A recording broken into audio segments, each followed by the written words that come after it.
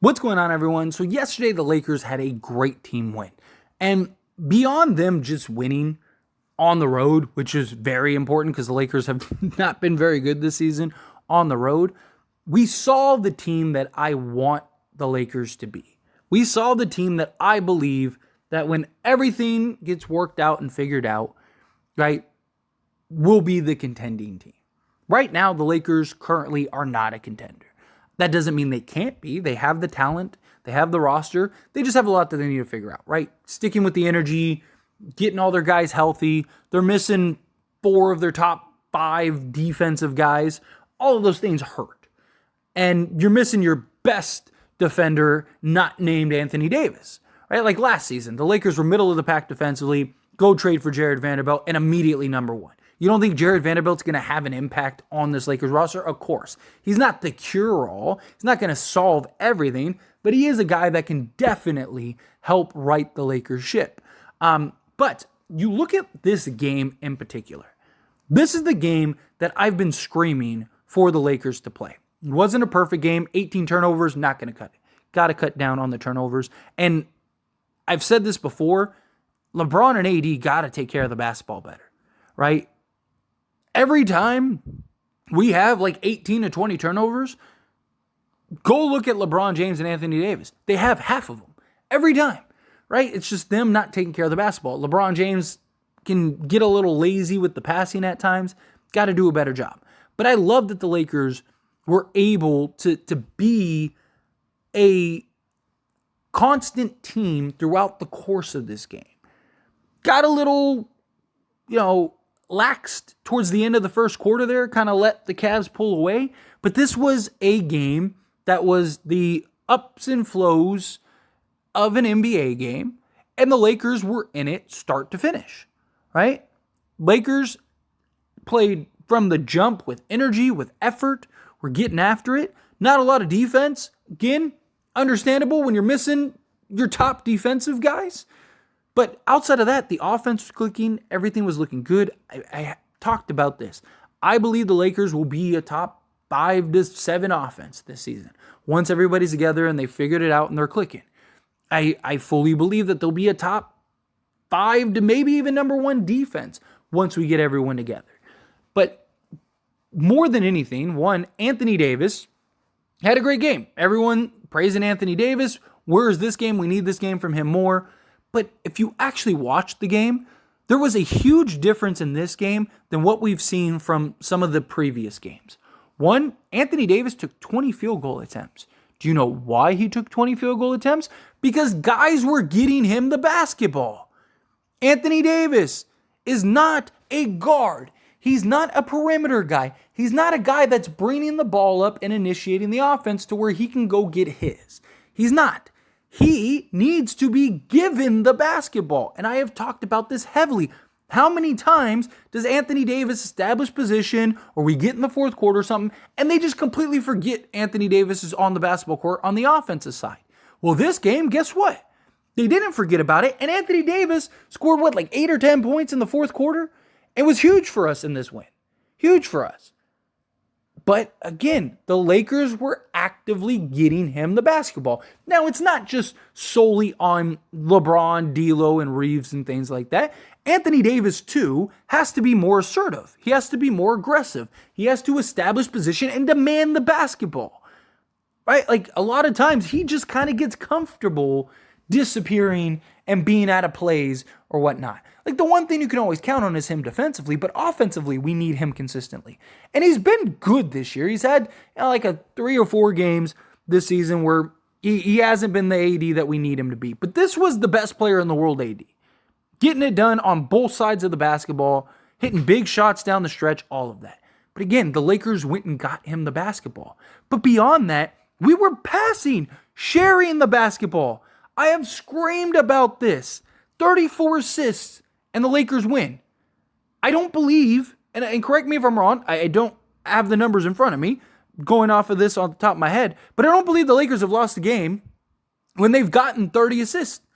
This is, granted, it hasn't happened a bunch, but usually when the Lakers have a high assist total, they win those games because they're not being stagnant. They're not killing the shot clock and getting a bailout three or something. They're getting good shots, good looks. How many backdoors did we get? How many lobs did we get? How many highlight plays did we get this game? Because guys were sharing and moving the basketball. 34 assists is ridiculous. But the Lakers should be striving for that every single game. This is a game in which LeBron James just didn't have it offensively. And everyone else picked it up, which is beautiful. Go look at the games that the Lakers have won. Usually when the Lakers win, they have 7 guys, 6, 7 guys in double figures. Lakers had 7 guys in double figures this game, and guess what? We won. It's not rocket science here. Share the basketball, get good looks, hit your shots, show up with some energy, and you're going to win some basketball games. And the Lakers did that against the Cleveland Cavaliers, and they won the basketball game, right? Even with LeBron having a rough offensive night. Now, he still did many things great. On the defensive side, he was getting after it. He had that huge strip against Evan Mobley. That one sequence, like late in the third, where he was defending Mitchell, right? Like, and just denying him the basketball. And then when he did eventually get the basketball, forcing the ball out of his hands. We did a good job of containing him, and that was primarily Prince and Christie. And it's not like everyone had a great game. Like D'Lo didn't have a great shooting night. He started off rough, right? He turned the ball over like 3 times in the first quarter. He did clean it up towards the end, but it wasn't like he had a great game. Prince is still struggling. Like guys are still struggling, but we've shown that we can still win basketball games. And the fact that the Lakers are 10-7, when we've basically had 4 guys out pretty much the entirety of the season, right? It's been interchangeable guys, but we've basically cycled through everybody. And even LeBron and AD have missed some games. And we're still 3 games over 500. We just won a road game. We've been excellent at home. We're undefeated in the in-season tournament. These are all great signs. These are all positives that the Lakers are moving in a proper direction. Again, I still don't believe that they're there yet to where I would feel comfortable saying like, hey, they're winning the championship this year. I do believe that they will get there though. I do believe that they have shown signs and flashes. Look, we're the best fourth quarter team in the league. We have LeBron James who's leading the league in fourth quarters, right? Like we are in a good position as far as closing games. Now, we just need to put it together for an entire game, which we did this game. It was nice. Again, little lax towards the end of the first, but after that, we picked it back up. Picked it up in the second. We're good. Got it down 1 at halftime. Third quarter, I would have liked a little bit of a win in the third, but hey, you know what? We kept it manageable. We tied them in the third quarter.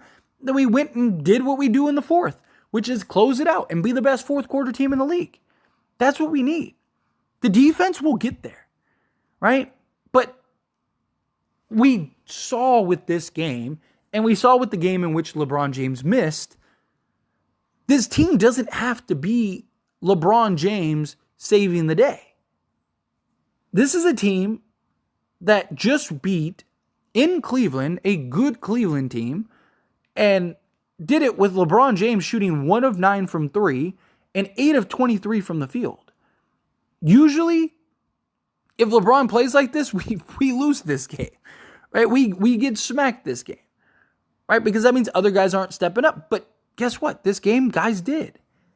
We were 33% from 3, which isn't great, but I would rather them be 33% than the 21% that they usually are, or the 19% they usually are.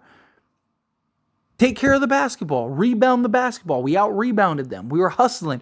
We had 9 offensive rebounds to their 7, 44 rebounds to their 37.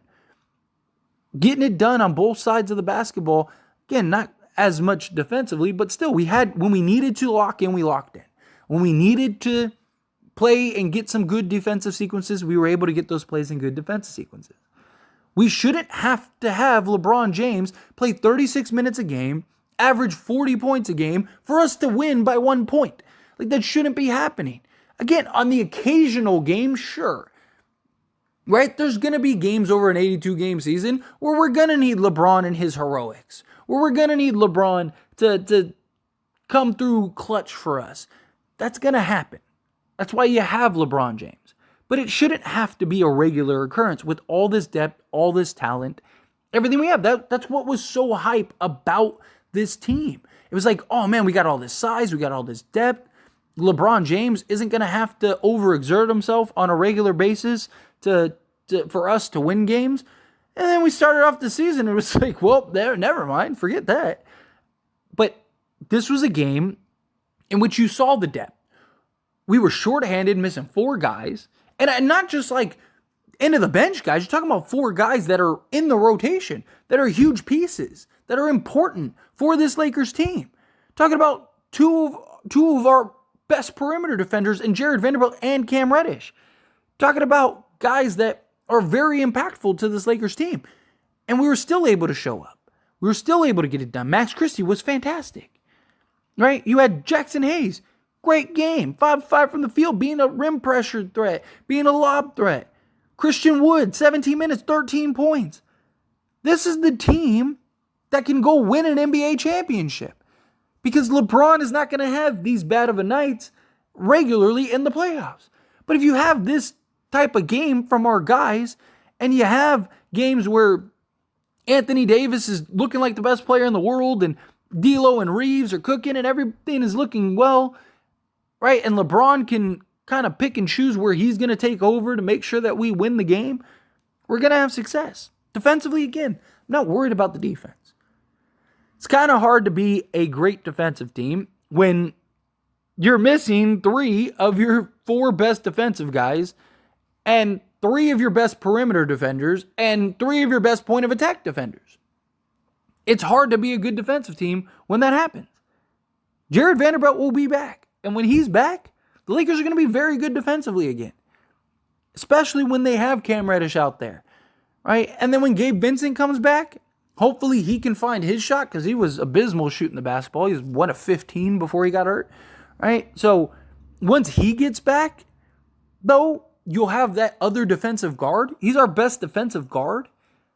So then all of a sudden, Anthony Davis doesn't have to work as hard defensively.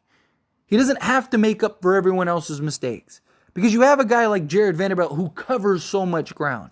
You have a guy like Cam Reddish who has been able to make up a lot for the lack of Jared Vanderbilt and has been able to cover so much ground and is taking on the best defensive assignment night in and night out and doing it well.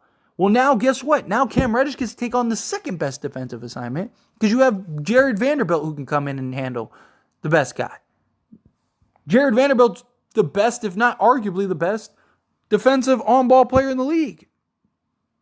Last year he was. Last year, based on his stats, he was the best. Go look at him against your favorite player and tell me that Jared Vanderbilt isn't the best defensive player in the league. Like, on-ball defensive player. I mean, the Lakers are going to put this together. They're going to figure it out, right? They have the offense. We've seen the offense. Once the defense comes in, then we'll get the defense. And then if we can just get a stretch of like 20 games where guys are relatively healthy, right? Obviously, you have guys in and out randomly here and there. That's fine. But can we get a nice stretch where we have some health, where we can really look at this team and go, okay, there they are. Great on both sides of the basketball. Real contender now, right? Whether the Lakers make a trade or not, if we're good, that'll give more information, right? Okay, well, we are really good defense, but we do need another consistent scorer. Maybe Levine does make sense. Maybe DeMar does make sense. Or maybe we need to go look at a more upgrade our wing spot, whatever, right?